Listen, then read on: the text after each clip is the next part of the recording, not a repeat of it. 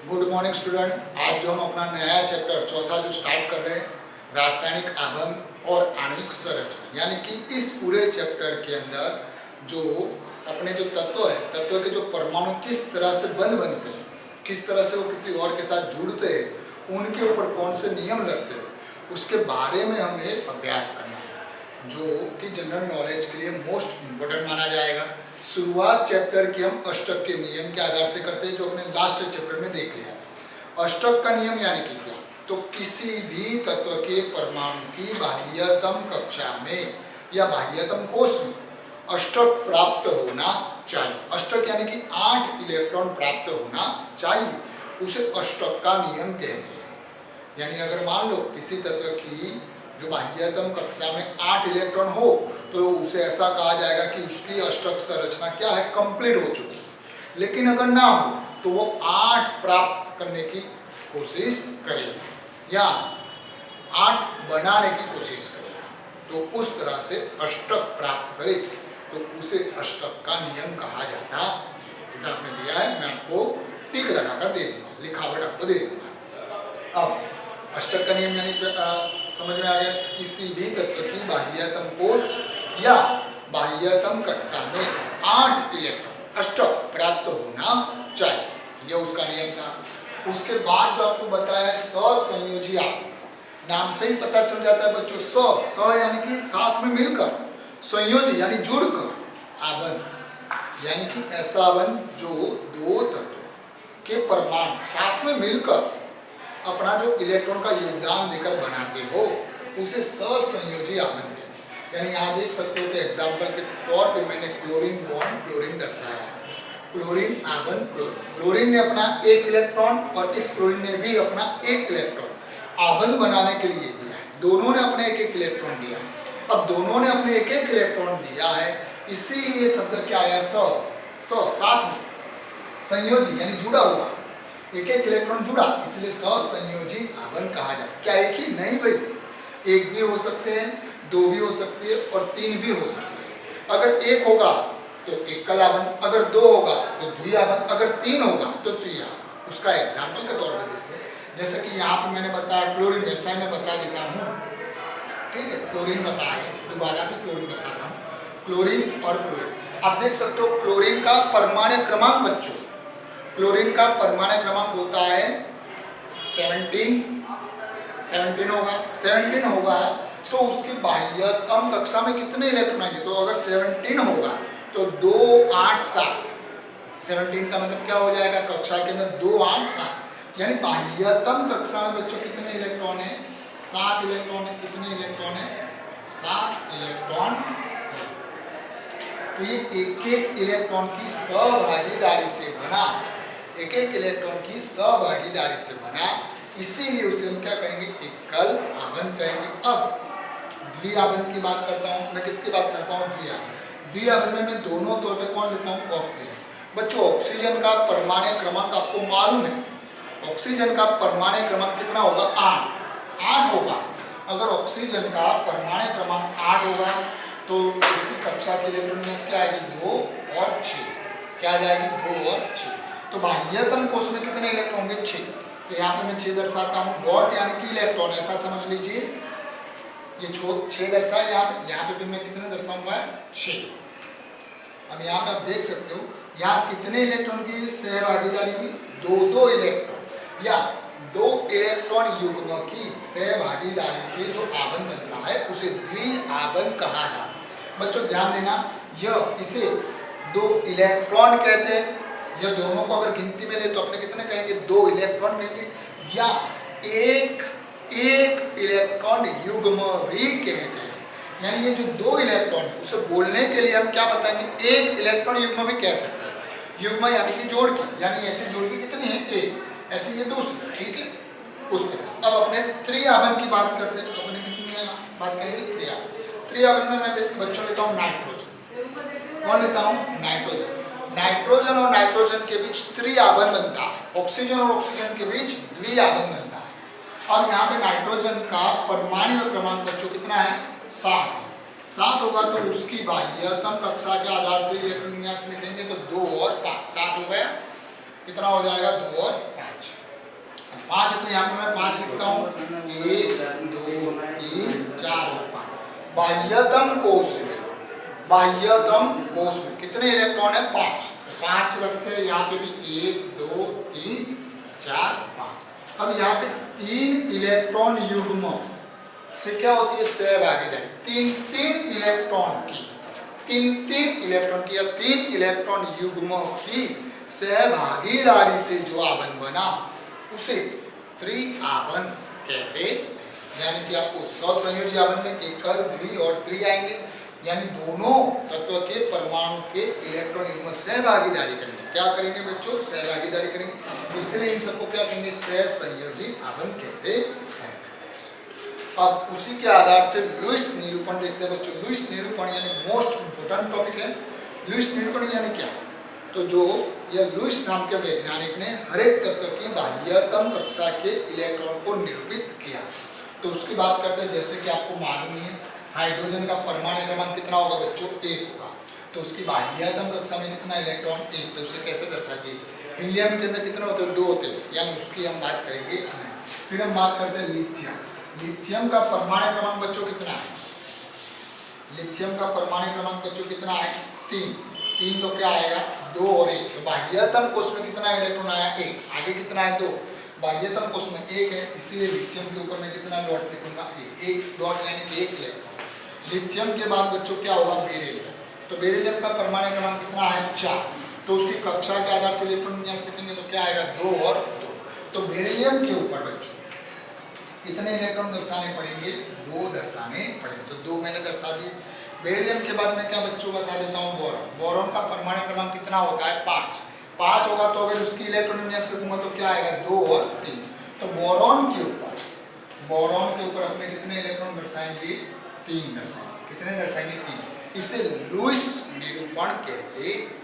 अब बोरॉन के बाद बच्चों क्या है? कार्बन। कार्बन का परमाणु क्रमांक कितना है बच्चों? 6। अगर 6 होगा तो उसका कक्षा के आधार से इलेक्ट्रॉन विन्यास क्या है? 2 और 4। तो कार्बन की बाह्यतम कक्षा में कितने इलेक्ट्रॉन है? 4।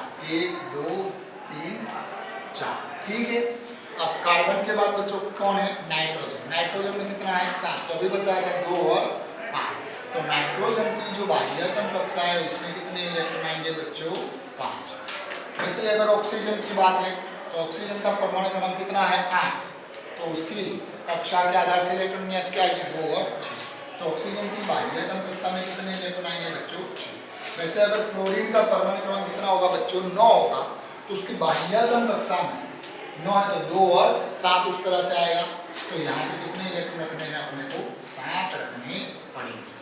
अब विशेषतः जो बात है बच्चों वो ये ध्यान देने वाली है कि अगर 1 2 3 इलेक्ट्रॉन होंगे तो वह अपने 1 2 या 3 इलेक्ट्रॉन दान करके अष्टक रचना बनाने की कोशिश करेंगी।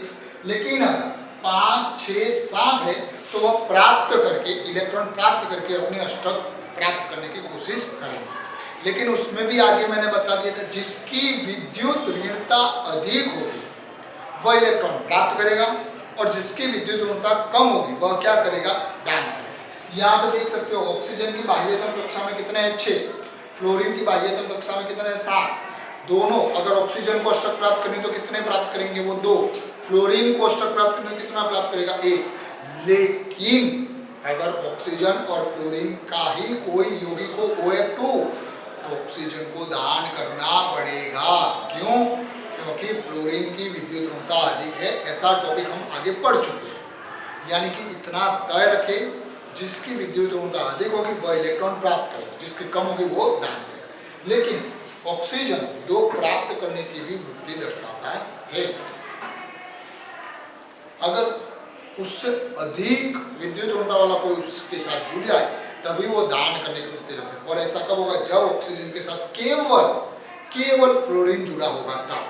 क्योंकि ऑक्सीजन से अधिक विद्युत ऋणता केवल और केवल फ्लोरीन की है और किसी की नहीं है। इसीलिए हम ऐसा कह सकते हैं कि जब भी ऑक्सीजन किसी के भी साथ जुड़ेगा तब ऑक्सीजन अपने इलेक्ट्रॉन क्या करेगा? प्राप्त करने की वृत्ति रखेगा।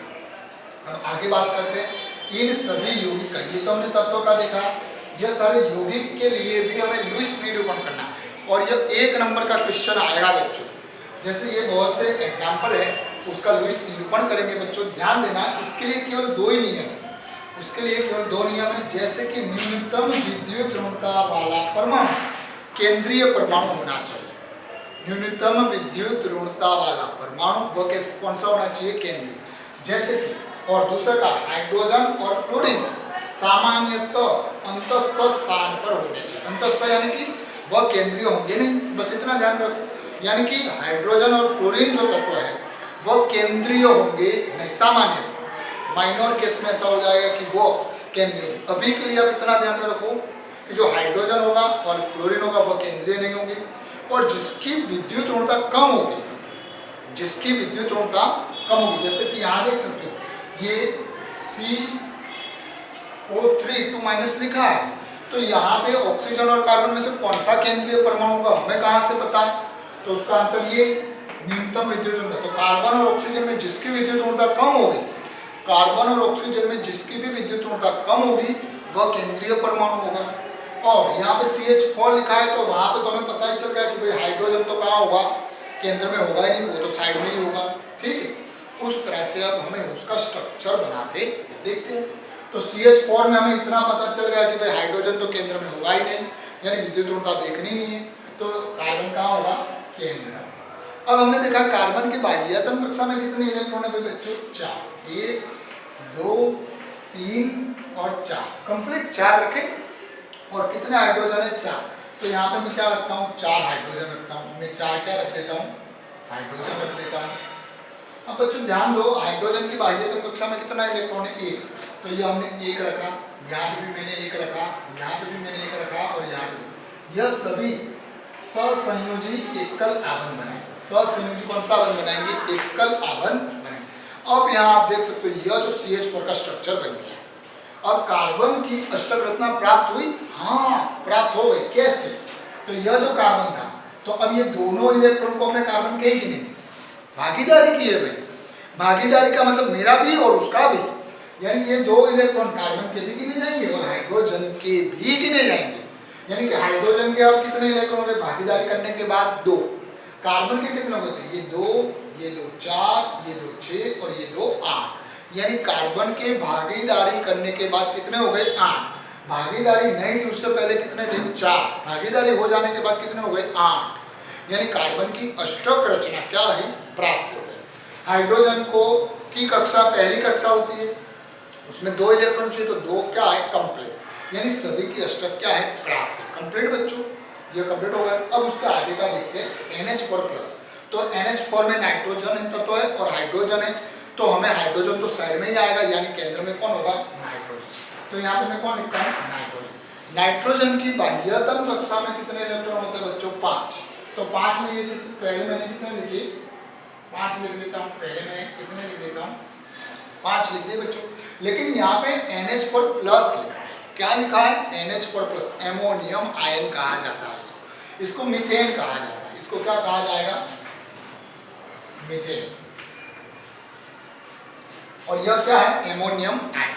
एमोनियम आयन में क्या लिखा है, प्लस। प्लस का मतलब क्या है, 1 इलेक्ट्रॉन वो दान करेगा। प्लस का मतलब बच्चों क्या होता है कि वह 1 इलेक्ट्रॉन दान करेगा, और माइनस का मतलब वो जितने माइनस होगा उतने इलेक्ट्रॉन प्राप्त करेगा। तो यहाँ पे हमें कितने हाइड्रोजन है, तो पहले मैं हाइड्रोजन दर्शा दूं और 1 इलेक्ट्रॉन दान कर दूं। मान लो ये इलेक्ट्रॉन मैंने क्या कर दिया, 5 थे, 1 कम कर दिया, तो यह मैंने क्या कर दिया, दान कर दिया, इसलिए मैंने सिंबल क्या रखा, प्लस। ठीक है, 5 थे, अब कितने लिखे, 4। 1 इलेक्ट्रॉन मैंने क्या कर दिया, मिटा दिया, यानी दान कर दिया, तो इसलिए मैंने क्या लिखा, प्लस। अब यहाँ पे हाइड्रोजन का 1 इलेक्ट्रॉन, नाइट्रोजन का 1 इलेक्ट्रॉन, एकल सहसंयोजी आबंध। हाइड्रोजन और हाइड्रोजन का भी एकल सहसंयोजी आबंध। यहाँ पे भी हाइड्रोजन का 1 इलेक्ट्रॉन और यहाँ पे भी हाइड्रोजन का 1 इलेक्ट्रॉन, यानी ये NH4 का स्ट्रक्चर बन गया, प्लस चिन्ह भी आ गया। अब अष्टक रचना देखेंगे तो नाइट्रोजन के पास साझेदारी करने से पहले 5 इलेक्ट्रॉन थे, अब साझेदारी करने के बाद 1 2 3 4 आ गए, यानी कितने इलेक्ट्रॉन हो गए, 8। इसके 2 इसके 2 2 2, उस तरह से नाइट्रोजन की पास अब कितने इलेक्ट्रॉन हो गए बच्चों, 8। यानी नाइट्रोजन ने अपना अष्टक प्राप्त कर लिया है, कंप्लीट। अब ऐसा ही देखते हैं CO3 2 माइनस। अब CO3 2 माइनस में जो ध्यान यह देना है, कार्बन और ऑक्सीजन के अंदर किसकी विद्युत ऋणता कम है? तो कार्बन की बच्चों आप देखोगे तो 2.5 है और ऑक्सीजन की अगर देखोगे तो बच्चों कितनी है? 3.5। ऑक्सीजन की बच्चों कितनी है? 3.5। ये पता होना चाहिए, पता होगा तभी आपको पता चलेगा ना कि किसकी कम और किसकी ज्यादा। इसके लिए मैंने कहा था आपको जब तीसरा चैप्टर चला था तब कि जो हाइड्रोजन से लेकर, हाइड्रोजन की 2.1 है, फिर लिथियम से लेकर आपको नियोन तक सब, फ्लोरीन तक सभी की विद्युत ऋणता याद रखनी है। 0.5 बढ़ाने वाली बात थी, उस आधार से याद रह जाएगा। कार्बन की कितनी होती है? 2.5 और ऑक्सीजन की तो कम कौन किसकी? 2.5। तो कार्बन कहाँ आएगा? सेंटर में। कार्बन कहाँ आएगा? सेंटर में। अब उसके साथ 3 ऑक्सीजन, ये मैंने 1, ये मैंने 2 और ये मैंने 3 रखा, ठीक है। अब हम जानते हैं भाई कार्बन की बाह्यतम कक्षा में कितने इलेक्ट्रॉन होते हैं? 4। तो ये 1, ये 2, ये 3 और ये 4, कंप्लीट। ऑक्सीजन की बाह्यतम कक्षा में कितने इलेक्ट्रॉन होते हैं बच्चों? 6 होते हैं। ये 1, ये 2, 3, 4, 5 और ये 6। ये 1, 2, 3, 4, 5 और 6। ये 1, 2, 3, 4, 5 और 6, ठीक है। अब यहाँ देखोगे ये द्विआवेन बनाया हमने, ये कौन सा आवेन बनाया? द्वि। और यहाँ पे हमने कौन सा आवेन बनाया? सिंगल आवेन। कौन सा बनाया? सिंगल। अब ध्यान देने वाली बात, कार्बन की तो अष्टक प्राप्त हो गई बच्चों, कार्बन का तो अष्टक प्राप्त हो गया। कैसे? ये 2, 4, 6, 8। अब ऑक्सीजन, इस ऑक्सीजन की बात करेंगे तो 2, 4 और ये 4, 8। इस ऑक्सीजन का कंप्लीट है क्या? इस ऑक्सीजन का कंप्लीट है, देखते हैं। 2, 4, 5 और 2, 7। इसका भी 5 और 2, 7। अष्टक प्राप्त नहीं है।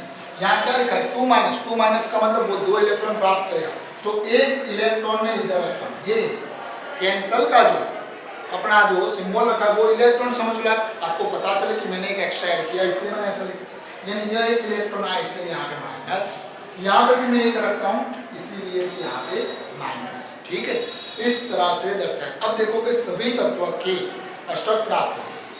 ये ऑक्सीजन के भी ये 2, 4, 6 और 2, 8। 2, 4, 6 और 2, 8 कंप्लीट बच्चों। इस तरह से अष्टक प्राप्त होना चाहिए। इसीलिए CO3 के ऊपर क्या लिखा है? 2 माइनस। और जब आपको आवेश तैयार किए थे तब आप याद करो कि CO3 का हमने आवेश क्या रखा था बच्चों? 2 माइनस रखा था। क्यों 2 माइनस रखा था वो अब आपको समझ में आ गया। अब वैसे ही NH3 का देखते हैं तो NF3 आपको पता है, ये NF3 लिख दिया मैंने, थोड़ा स्पीड से लिख रहा हूँ, ठीक है। नाइट्रोजन की बाह्यतम कक्षा में कितने इलेक्ट्रॉन होने चाहिए? 5। तो ये 2, 3, 4 और 5 हो गए बच्चों 5। फ्लोरीन की बाह्यतम कक्षा में बच्चों कितने इलेक्ट्रॉन होंगे? 7। तो उसमें से जुड़ गया, बचे कितने? 6। सब में कितने अब बचेंगे? 6 सब के ऊपर आएंगे। अब अष्टक गेट देते हैं तो 2, 4, 6 और 2, 8। नाइट्रोजन की बात करें तो ये 2, 4, 6 और 2, 8। आप देख सकते हो नाइट्रोजन की भी अष्टक प्राप्त है और सारे फ्लोरीन की भी प्राप्त है। इंपॉर्टेंट स्ट्रक्चर है HNO और ओजोन। अब HNO3 की बनाना तो HNO3 में नाइट्रोजन भी है और ऑक्सीजन भी। यहाँ पे नाइट्रोजन और फ्लोरीन में नाइट्रोजन की विद्युत ऋणता बच्चों कितनी थी? 3 और फ्लोरीन की कितनी थी? 4। जिसकी कम थी वह केंद्रीय परमाणु नाइट्रोजन केंद्रीय परमाणु। अब HNO3 में नाइट्रोजन की विद्युत ऋणता कितनी है? 3 और ऑक्सीजन की कितनी है? 3.5। इसलिए केंद्रीय परमाणु कौन होगा? नाइट्रोजन। कितने ऑक्सीजन है बच्चों? 3। तो ध्यान में रखो, ये 1, 2 और 3। अब देख सकते हो ये 3 लिखे और ये क्या है? हाइड्रोजन। तो यूं एक हाइड्रोजन जोड़ा जाएगा नहीं जोड़ा जाएगा। इसको किसी एक ऑक्सीजन के ऊपर हमें जोड़ना पड़ेगा, ठीक है। अब गिनते हैं तो नाइट्रोजन के कितने होने चाहिए थे? 5। 1, 2, 3, 4। कितने हो गए? 4। यानी 1 इलेक्ट्रॉन भी नाइट्रोजन के ऊपर है। यानी नाइट्रोजन की अवस्थक रचना देखेंगे, ऑक्सीजन के ऊपर कितने आएंगे? 6 थे, 2 जुड़े, 4 बचे। इस ऑक्सीजन पे भी 2 जुड़े, कितने बचे बच्चों? 4। इस ऑक्सीजन पे कितने बचे? 5। 6 थे, 1 जुड़ गए। अब यह नाइट्रोजन अपने एक इलेक्ट्रॉन दान करेगा तो उसके ऊपर क्या आ जाएगा बच्चों? प्लस। क्या आएगा? प्लस। और ये ऑक्सीजन प्राप्त करेगा, ये ऑक्सीजन क्या करेगा? प्राप्त करेगा, इसलिए उसके ऊपर क्या आएगा? माइनस। नाइट्रोजन के 5 थे, 1 2 3 4 और पांचवा हमने क्या कर दिया बच्चों, दान किया। कहाँ पे, ऑक्सीजन के ऊपर। तो नाइट्रोजन दान कर रहा है इसीलिए उसके ऊपर प्लस, और ऑक्सीजन प्राप्त कर रहा है, ऑक्सीजन प्राप्त कर रहा है इसलिए उसके ऊपर क्या लिखा, माइनस। और प्राप्त हुए इलेक्ट्रॉन को मैंने चौकड़ी से दर्शा दिया है। अब सभी की अगर आप गिनेंगे तो सभी की अष्टक रचना कंप्लीट होगी। अगर इसकी जगह किसी और पे आप ऑक्सीजन जोड़ोगे, किसी और तरीके से हाइड्रोजन जोड़ोगे तो अष्टक रचना प्राप्त होगी नहीं। यानी हमारा मूल सिद्धांत अष्टक संरचना प्राप्त होनी चाहिए, तो वह यौगिक का जो अणु है वह सही माना जाए। अगर कोई भी दूसरे में तो अष्टक प्राप्त होनी चाहिए, लेकिन दूसरे कोई भी तरीके से आप जोड़ोगे अष्टक प्राप्त होगी नहीं। इसी तरीके से में अष्टक प्राप्त होगी। यहाँ देख सकते हो ऑक्सीजन के ऊपर अभी कितने इलेक्ट्रॉन है, 6, 6 और 2 8। ये नाइट्रोजन की बात नहीं है तो 2 2 2 3 4 2 4 6 और 8 कंप्लीट। अब बच्चों ध्यान देना, इसको हम क्या कहते हैं, इलेक्ट्रॉन युग्म। इसको भी हम क्या कहेंगे, इलेक्ट्रॉन युग्म।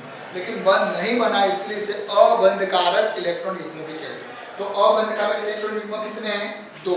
अबंधकारक इलेक्ट्रॉन कितने हैं, तो 4। इलेक्ट्रॉन तो गिनती करनी है, अगर युग्म कहा जाए तो 2 को 1 में बदलना है, ठीक है। तो उस तरह से यहाँ पे भी याद होगी, यहाँ पे भी आप सभी तरह से अष्टक की रचना प्राप्त होगी। अगर ओजोन की बात की जाए तो एक को द्विआवन से दर्शाओ, एक को सिंगल आवन से दर्शाओ।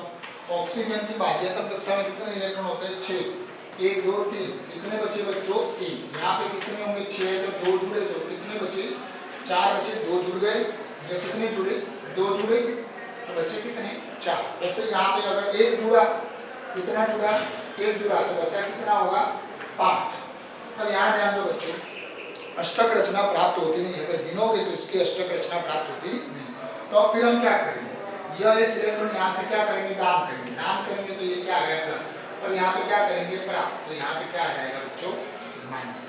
अब सभी की देखोगे तो अष्टक रचना क्या होगी बच्चों, प्राप्त हो जाएगी। यहाँ पे देखोगे ये ऑक्सीजन के यहाँ 2 इलेक्ट्रॉन है, तो ये 2 4 6 6 और 2 8। इस ऑक्सीजन का 2 2 4 2 6 2 8। अगर यहाँ तो ये 6 और 2। इस तरह से सभी की अष्टक प्राप्त हो जाती है। मैंने जितने भी आपको बताए, जैसे कि मैंने बहुत से जो ऋण आयन के यौगिक आपको बताए थे, उसी तरह से उनकी भी इस तरह से अष्टक रचना होगी, वो आपको देख लेनी है। जैसे कि एक और बता देता हूँ, थोड़ी जगह बनाकर NH3 मिटा देता हूँ, आपको ध्यान में आता होगा। तो मैंने PO4 3- फॉस्फेट आयन जो था उसका क्या था, PO4 3- था, PO4 3-। अब PO4 3- से क्यों, वो लुईस के आधार से पता चलेगा। किसके आधार से, जैसे CO3 2- से क्यों, अब बच्चों आपको पता चल रहा है ये CO3 2- क्यों, वो पता चल गया लुईस के आधार से उसकी अष्टक प्राप्त करने के लिए। NH3+ क्यों, वो बच्चों आपको पता चलेगा क्योंकि लुईस के आधार से अष्टक प्राप्त करने के लिए। वैसे PO4 3- आयन था, वो बता देता हूँ, ध्यान देना। फॉस्फोरस केंद्रीय परमाणु होगा, क्यों, उसकी विद्युत ऋणता कम है इसलिए। कितने ऑक्सीजन है, 4। तो एक को द्विआवन से दर्शाता हूँ, बाकी सबको मैं कैसे दर्शा देता हूँ, सिंगल आवन से।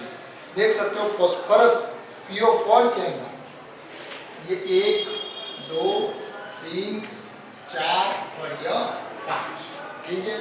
यहाँ 1 2 3 4 5 और ये 6, 1 2 3 4 5 6, 1 2 3 4 5 6। यहाँ पे सभी ऑक्सीजन की बाह्यतम कक्षा में देखोगे तो कितने इलेक्ट्रॉन है बच्चों, 5। इन सभी की अष्टक प्राप्त नहीं है। यहाँ अगर अष्टक प्राप्त नहीं तो 1 इलेक्ट्रॉन की आवश्यकता होगी, तो इसलिए यह माइनस। अब ऑक्सीजन की अष्टक रचना देखोगे तो क्या है, कंप्लीट। यहाँ पे भी 1 इलेक्ट्रॉन, अगर आप देखोगे तो अष्टक रचना क्या होगी, कंप्लीट। यहाँ पे भी अगर 1 इलेक्ट्रॉन रखोगे तो उसकी ऑक्सीजन की अष्टक रचना क्या है, कंप्लीट। यहाँ पे फॉस्फोरस की नहीं है, लेकिन चारों ऑक्सीजन की अब अष्टक रचना क्या है, कंप्लीट। यानी कई ऐसे भी है लुईस के अंदर थोड़े से अपवाद के अंदर ये PO4 आ जाएगा, ठीक है। लेकिन देखोगे तो चारों ऑक्सीजन की अब अष्टक क्या है, प्राप्त। और अष्टक प्राप्त करने के लिए इसलिए PO4 क्या होता है बच्चों, 3- होता है। ये लुईस के आधार से पता चला, जो सभी तत्व अपनी अष्टक प्राप्त करना चाहते हैं इस वजह से। कंप्लीट बच्चों, आशा रखता हूँ यह जो अष्टक प्राप्त करने वाला था लुईस का जो बिंदु निरूपण था, यह टॉपिक आपको समझ में आ गया। इसी टॉपिक के आधार से हम आगे देखेंगे। तब तक के लिए धन्यवाद।